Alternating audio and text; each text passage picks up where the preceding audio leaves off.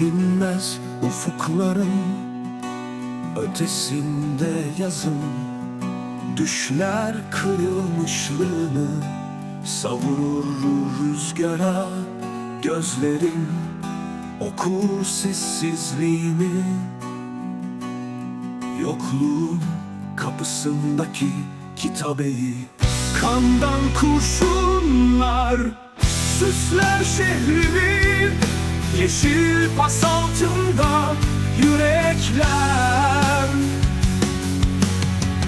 Kandan kurşunlar süsler şehrimi, yeşil pas altında yürekler. Avuçlarının sıcaklığında keder, her sözün kırıntısında dudakların gülümser.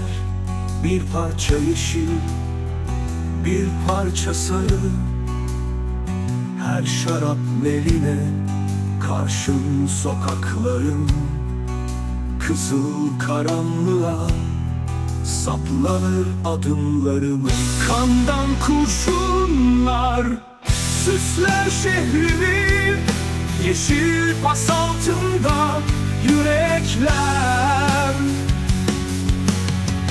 Kandan kurşunlar süsler şehrimi, yeşil pas altında yürekler.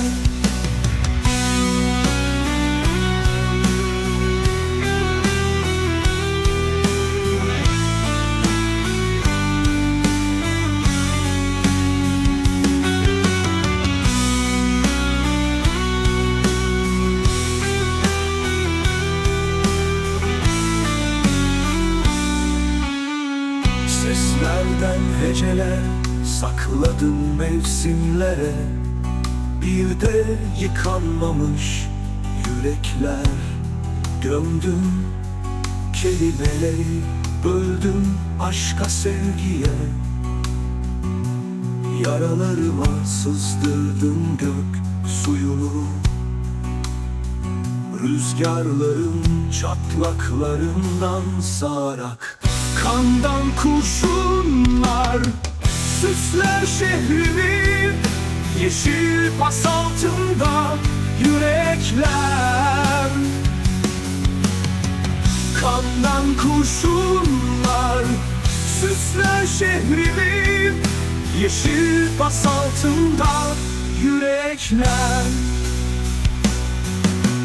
Aşk susuzluğundu, doyurulmayan sonsuz bir yokluğu geride bırakarak.